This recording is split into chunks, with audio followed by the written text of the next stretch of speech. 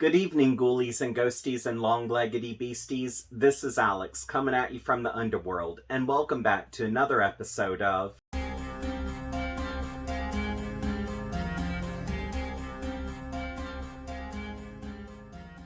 At last, Halloween is here. Well, actually, it's the first weekend of October, which means it's Halloween to me, even though we've had our Halloween decorations up since the week after Labor Day. And if you're wondering why my jack-o'-lantern from the last 2 years isn't with me, it's because while he was in storage, there was some damage done to his top. So, since he's no longer with us and he's gone to the Great Pumpkin Patch and the beyond, I thought that I would have Carrie carve a new jack-o'-lantern for every episode throughout October. You ready? I am! Now, I haven't actually seen the pumpkin before, and I can't see it now. It's in front of the camera. You need a... What? It only has a mouth. It only needs a mouth. I thought you said you were finished. I am. Oh shit, it's a glory hole.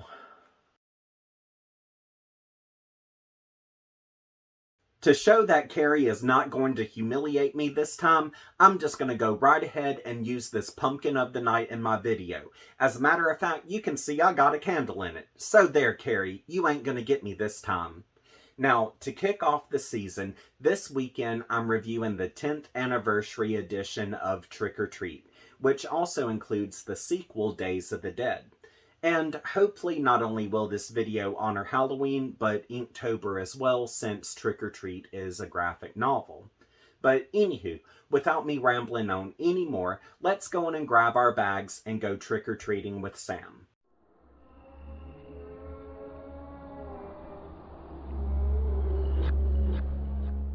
Trick or Treat, Sam's 10th Anniversary Collection, is an anthology composed by Michael Dougherty that features multiple creators. And with this edition, it's divided between parts 1 and 2. Now, as far as the first part is concerned, this one is simply called Trick or Treat, and we follow the character named Sam, who is literally the spirit of Halloween. And among his Halloween adventures, we are given stories about serial killers, werewolves, zombies, and a final story that features Sam himself. With the sequel, Days of the Dead, the frame story introduces a grandfather who is trying to encourage his granddaughter to go out and enjoy Halloween.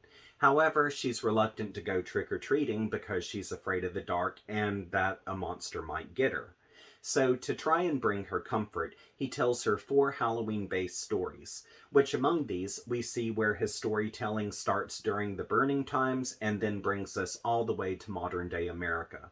And by the time we get to the end of this collection, we see that Halloween truly is a magical holiday.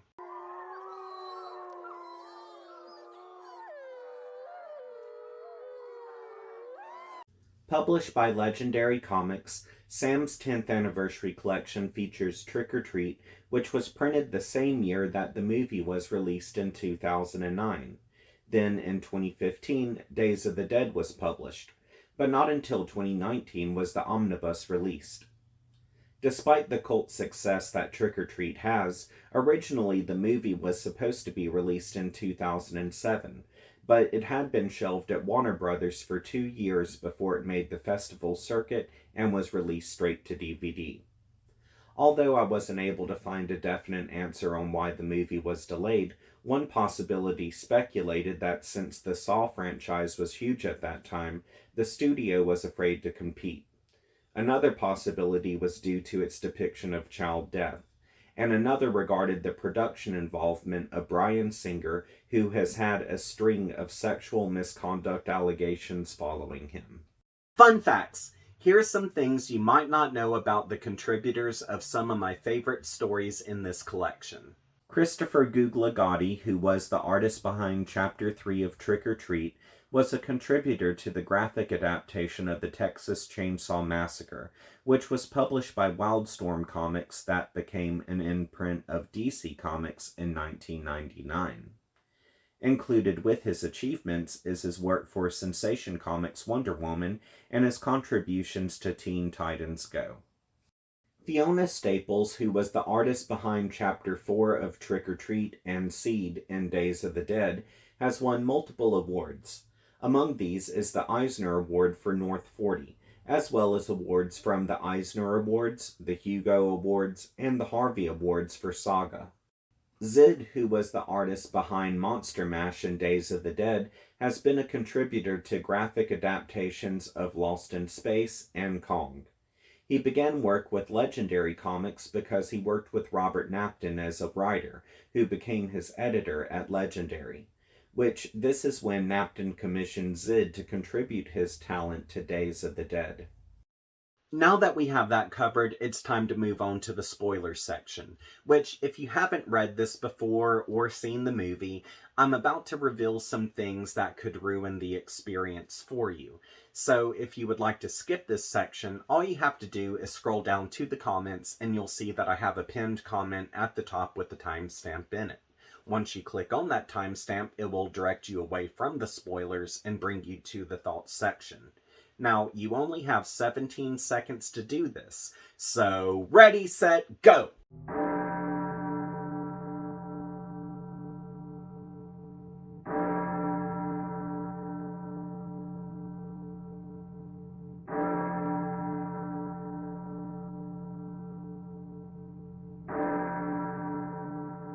Since everyone's had the opportunity to click away, I would like to talk about a few of my favorite stories.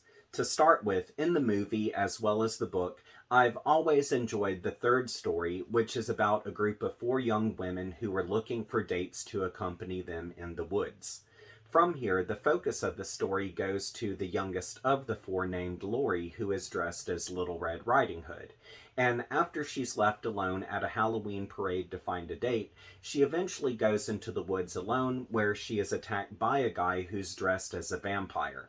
But little does he know, he's bitten off more than he can chew. So I've always enjoyed the predator and prey aspects of this story, and how the characters unexpectedly swap roles. Also, I think this is a really cool coming-of-age piece, especially for late bloomers.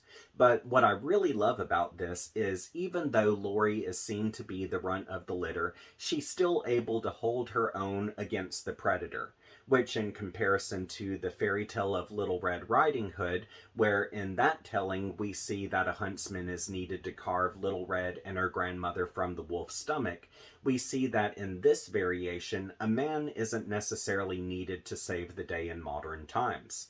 And like the telling of Little Red Riding Hood, this is a cautionary story, but instead of it just warning women to beware of the predators that might be stalking them, it also warns those predators to think twice before they attack. Now, when I saw the movie, I had no idea that these women were actually werewolves. So that was a lot of fun, and I do feel like the transformation that I saw in the movie is one of the best werewolf transformations that's ever made it onto screen.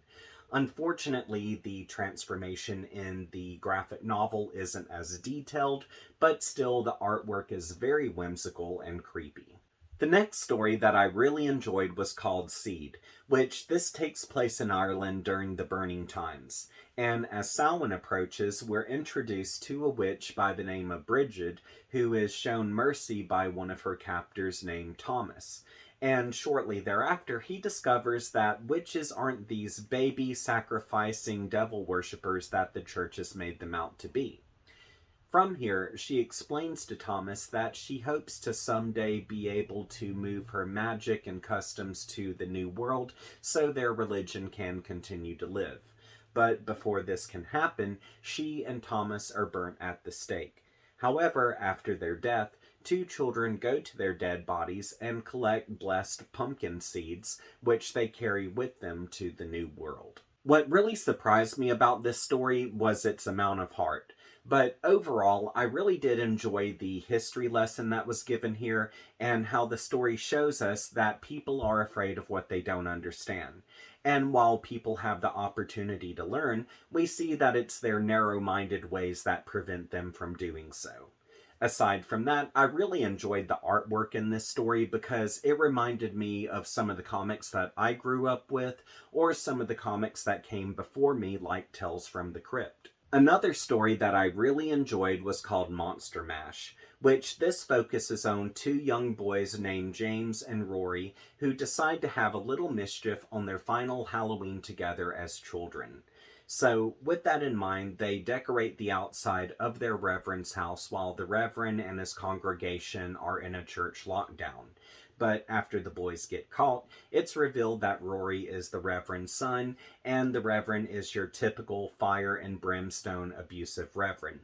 Then, as the adults are gathered and they're trying to debate what to do with the boys, the adults get bombarded by this huge group of monsters. Which, this is when Rory and James have the bright idea to put their Halloween mask on out of hopes that it will trick the monsters into leaving them alone. But to their surprise, the monsters actually think the boys are one of their own.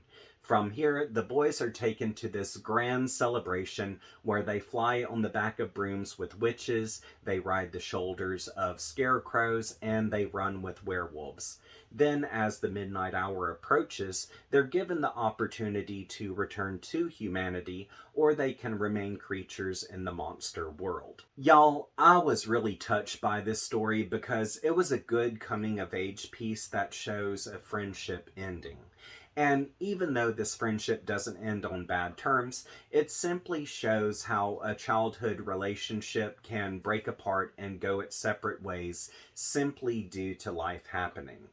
Also, I really found this to be a very whimsical story, and as a matter of fact, I wanted to be a part of that world, because this is going to sound really cheesy, but as a kid, I wanted to be a monster and run off and join all the other monsters, and I imagine it would have been very similar to what happened with Rory. So, yeah, as I said, very cheesy, and moving on. Now, aside from that, I really did enjoy the artwork in this story because it felt very detailed and realistic. And I would honestly have to say it is definitely some of the best that I've seen in a long time.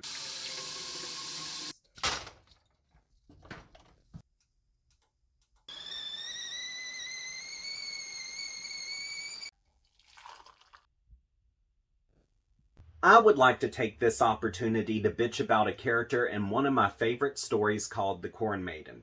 Now, this story takes place in the 1850s where this young girl by the name of Sarah has befriended a Native American tribe.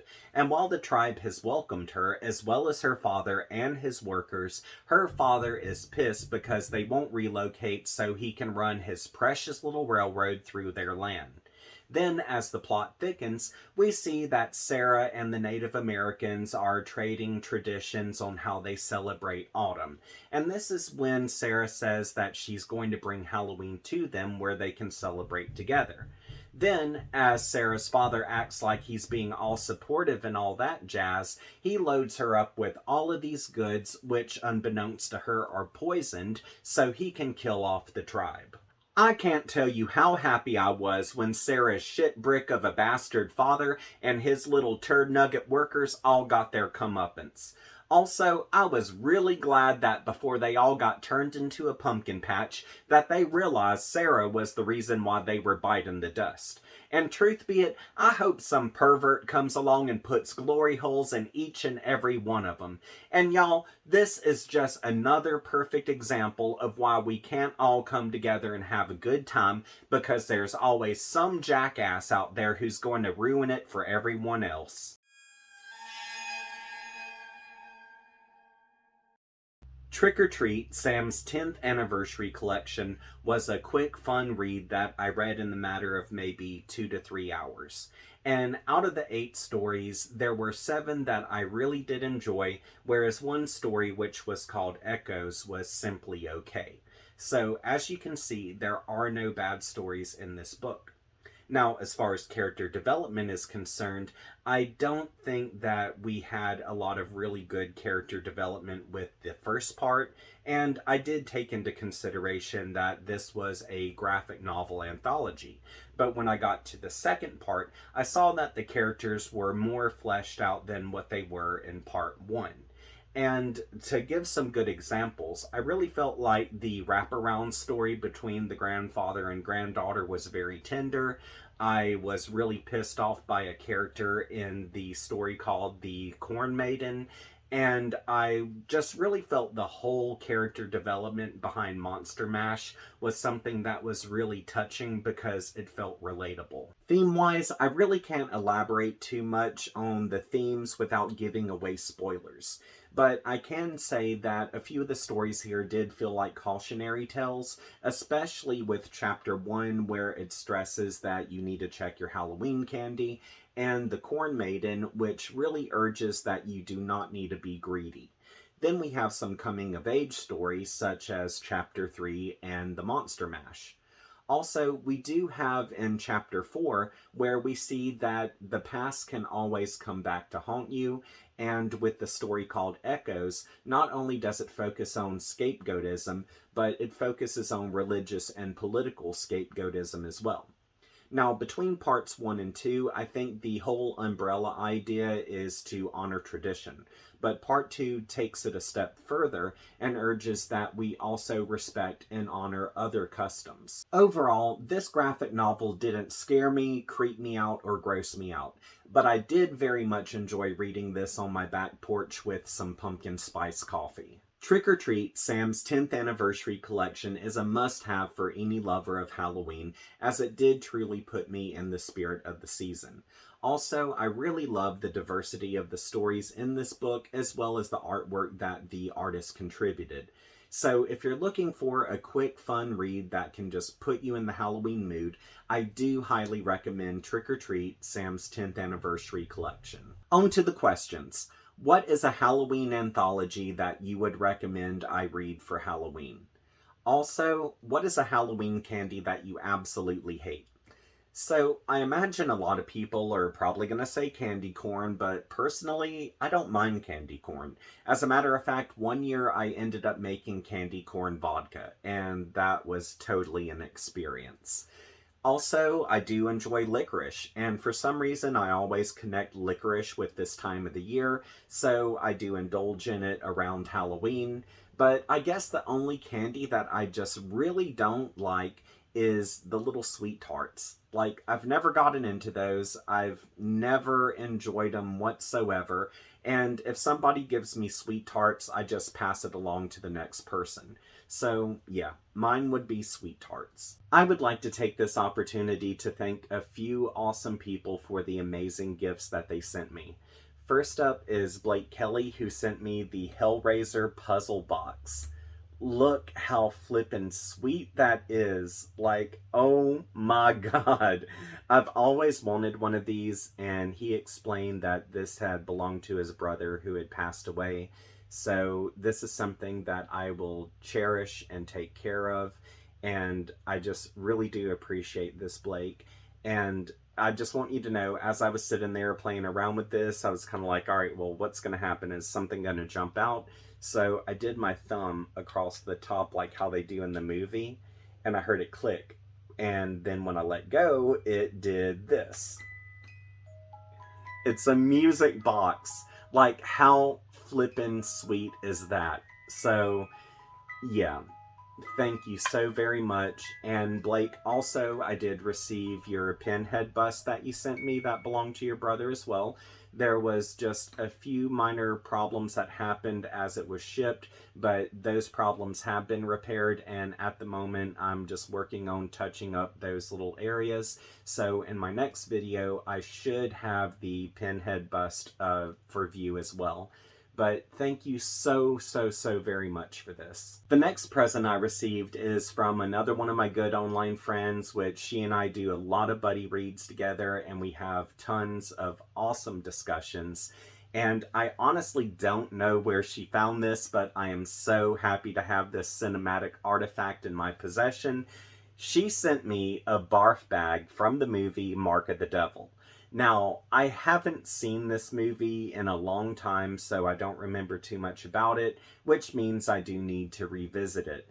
But this is just awesome. And like, it's rated V for violence. Like, you don't even have movies that are rated V anymore. So yeah, that is just really, really cool. And just thank you so much, Gina, for thinking of me and sending this my way. Next up, my good online friend Brandy sent me a few really cool items. First up is Good Southern Witches, which I hadn't heard anything about this book, but I absolutely love witches. No matter if they're seen in a positive light or a negative light, there's just something where I'm automatically drawn to them, and I absolutely love them. So this is something that I'm really going to enjoy. Also, before I show you the next item, here is the authenticity that she had sent me in regards to this item, and that is a signed portrait of Tony Todd. And let me tell you, I have always felt like Tony Todd is a very underrated actor. I feel like he should be in way more movies than what he's in.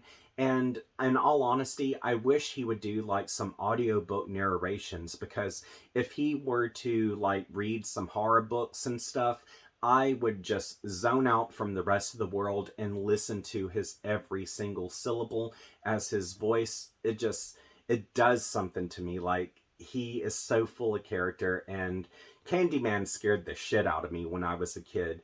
And even though I've never met Tony Todd before, just holding this, it's like, wow, I'm just blown away. And next up, she sent me this really cool cookbook, which is the unofficial Hocus Pocus cookbook. And with this, there's a lot of recipes that are themed with the movie. I haven't tried any of them out yet, but that day is totally coming.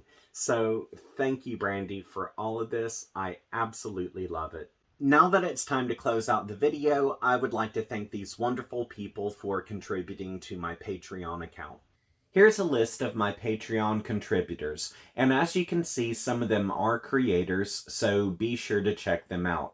And if you would like to contribute to my Patreon as well, I have a link available in the description section of this episode, where for $5 a month I'll give you a shout out at the end of my videos, and for $10 a month I'll still give you that shout out, but I do creepy photography on the side, so at the beginning of every month I'll send you over a free photo, and once you receive it, you can print it off, do whatever you like. If you are able to do this, that's awesome. If not, no sweat. I just hope you return to this channel so we can have a good time together. Also, if you would like to follow me on social media, links to my Facebook, Twitter, Instagram, and TikTok are all in the description section of this episode. And if you have not subscribed to this channel, be sure to subscribe and click that notifications bell, because I have more book reviews coming in the near future. So until we see each other again, I hope you have a great week and sweet nightmares.